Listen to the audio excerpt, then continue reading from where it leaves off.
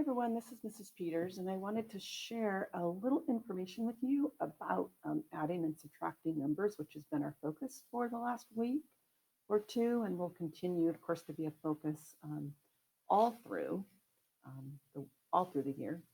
Let me share something with you first. I hope you can see this on your screen. So, the third grade standard reads that students can fluently add and subtract within 1000 using strategies and algorithms based on place value, properties of operations, and or the relationship between addition and subtraction. So I want to really bring your attention to the idea of strategies and algorithms that are based on place value. That's really important right now, and I'll try and explain why. So we have been working on, for a lot of kids, I mean, this is a review. This was actually covered, well, it would have typically been covered in the spring of second grade, but we've been working on combining just two-digit numbers. So for example, we solved a problem like something, it might have been this, might have been slightly different, 28 plus 15. And so what I'm noticing and what the way we kind of grew up learning to do that would be what's called the standard algorithm. So we would stack those numbers up like so, and then we would start from the ones and we would essentially, the algorithm leads us through a series of steps, just thinking of numbers as single digit numbers. So we would add 8 and 5 and we would get 13. We would record that 3 and we would put carry to 1, and then we would add 1 and 2 and 1 and get 4, and then our answer would be 43. But I want you to notice as we talked about that we really were thinking about each number as just a single digit. 8 and 5 was 13. So we recorded the 3 and we carried the 1. We didn't carry 10, but we carried the 1. And then we again added a series of single digits and got 4. If we were working with 3-digit or 4-digit numbers, we would just continue that process of continuing to think of each row of numbers as just single digit numbers. And as long as you understand place value, I mean, it's definitely efficient, right?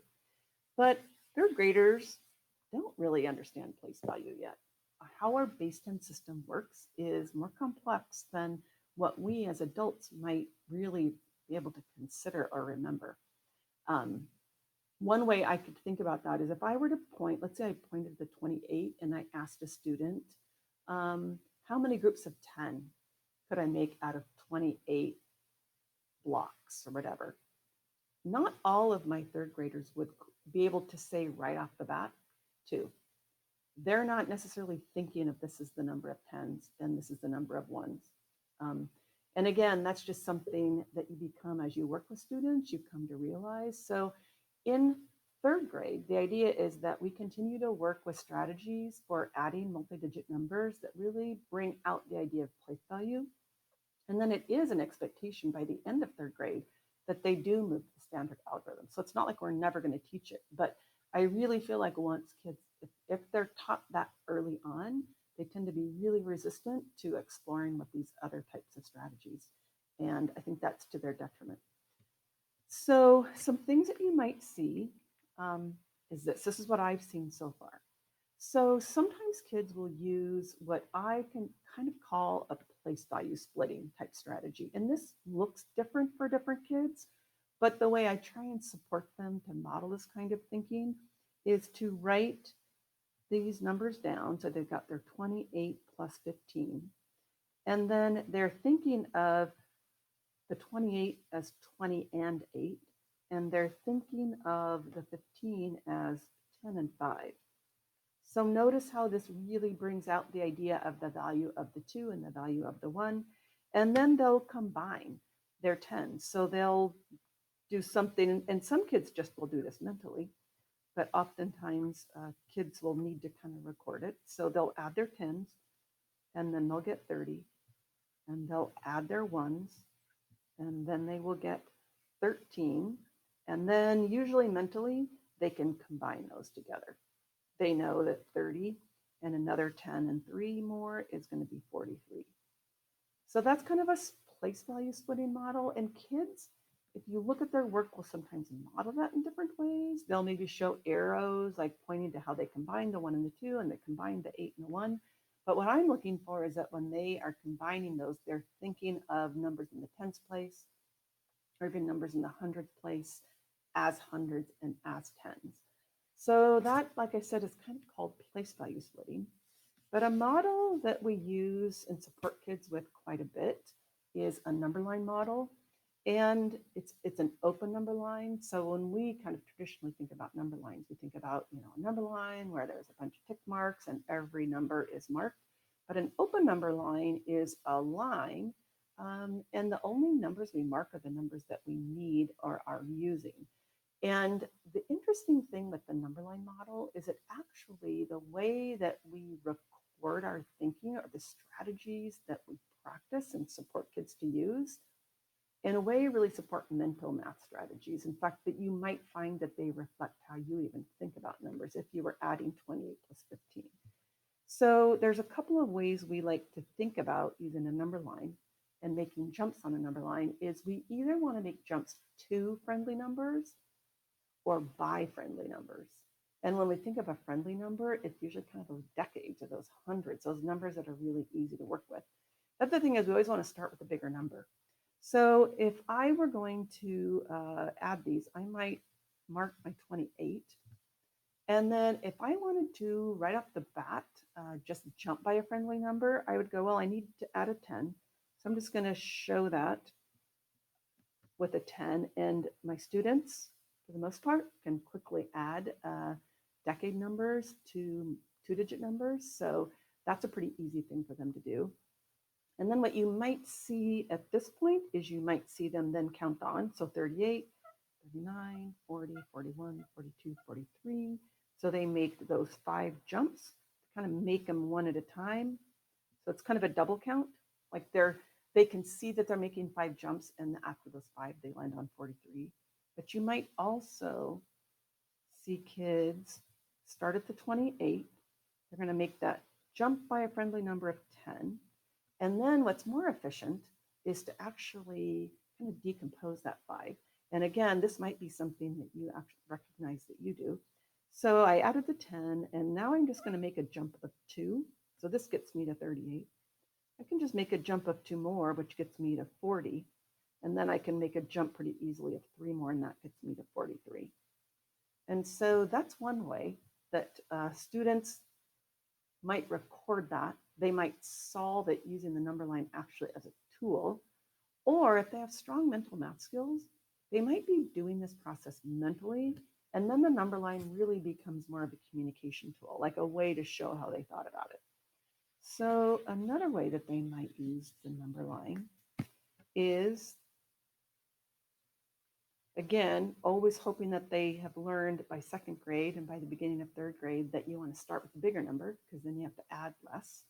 They might immediately go, well, let's see, I'm going to make a jump of 2 and I'm going to get 230 because that's pretty easy for me to work with. And then I know I have a 10 in there. So I might make that jump of 10. And I always encourage my kids to not only mark where they're landing, but mark what their jumps are because it'll help them keep track. So they've added 12 at this point. They need to add 15. And from 40, they just jump 3 more. So again, for kids with strong mental math skills, the number line becomes a way just to show how they thought about it. For kids who aren't doing that mentally, it's a way that they can use the number line as a tool. So the nice thing, and especially for some kids, adding 2-digit numbers like this isn't that hard. But if they understand some of these processes, then the number line becomes a really nice tool for when you get to bigger numbers. And it also, like I mentioned, kind of supports the development of mental math skills. So we use it in subtraction, we use it with 3-digit numbers. We might do something like 346 plus 27. And if kids understand either how to use a number line or have kind of internalized these mental math strategies, it doesn't really matter how big the numbers are. They should be able to apply that because, again, they're going to start at that 346. They're going to go, well, let's see, I need to add 20. So I'm going to do Some kids might make this jump in 20. Some kids still need to make it in 2 10s. So that gets them to 356 and then 366. So they've added 20 so far, and they have 7 more. So likely I would think they might go, I can jump 4 more, and that's going to get me to 370. So I've added 24, but I have 3 more after that. So that gets me to 373. So again, I mean, the number line is a really nice model. It's pretty easy once kids become familiar with it. It's something a lot of kids brought with them from second grade, which I'm happy to see. What I want, and I am seeing with students, if we go back to the 28 plus 15 problem, what at this point I want to be moving kids away from, because you, like me, we're go, well, that's more work than you should need to do, is when kids are actually drawing out their best base 10 pieces. So they might draw it like this, and then they're going to add, they have another 10, and they're 5.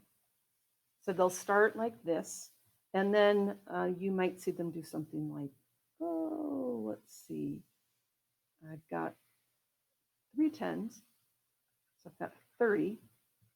And then they're going to count their 8, 9, 10, 11, 12, 13 ones, and then they're going to get to their 43.